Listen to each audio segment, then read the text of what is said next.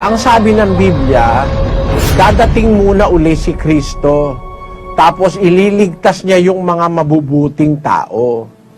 Tapos, magkakaroon pa ng 1,000 taon na parang grace period yung mga nabubuhay. At doon yung mga hindi kumilala kay Kristo, bibigyan ng pagkakataon. Maswerte ka kung mabubuhay ka pa, no? Kaya nga kailangan habang buhay tayo ngayon, ay kumilala na tayo kasi baka pag dinatnan ka ng kamatayan, hindi ka naman makakasama dun sa 1,000 taon. Merong 1,000 taon pa. Pagdating ni Kristo, meron pang 1,000 taon na mangyayari na yung mga taong hindi nakakilala, bibigyan ng chance yung mga nabubuhay.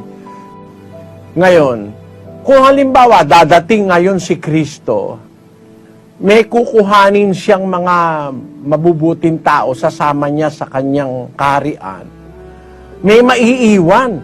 Bilyon-bilyon yung mga maiiwan. Maraming bilyon na iba-ibang relihiyon na hindi kumikilala kay Kristo. Siguro mga 4-5 bilyon yung mga taong hindi naniniwala kay Kristo. Bibigyan sila ng grace period, yung mga buhay. Pwera na lang yung patay na, no? Mga buhay, bibigyan sila ng grace period na 1,000 taon. Pagkaraan ng 1,000 taon, dun palang magwawakas ang mundo. Dun palang magugunaw ang mundo. Kaya hindi totoo na malapit ng magunaw ang mundo. Ang malapit yung pagdating ni Kristo. Malapit nang dumating muli si Kristo. Pero pagdating ni Kristo, bibilang ka pa ng 1,000 taon, yun ang tinatawag na millennium, bago magunaw ang mundo. Kaya kung ngayon ang pag-uusapan natin, tatanong mo, malapit na ba magunaw ang mundo? Hindi, tagal pa nun. Yun ang ibig kong sabihin, kapatid. Ayaw ka maniniwala na ang mundo ngayon malapit na magunaw. Hindi totoo yan.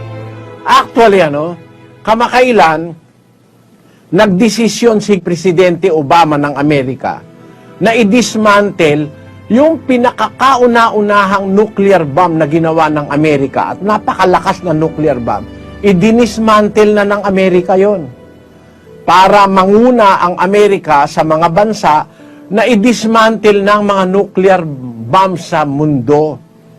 Ang Amerika ngayon ang nagkukuha ng initiative na ang Russia, ang China, ang iba-ibang mga bansa magbawas na ng nuclear arsenal.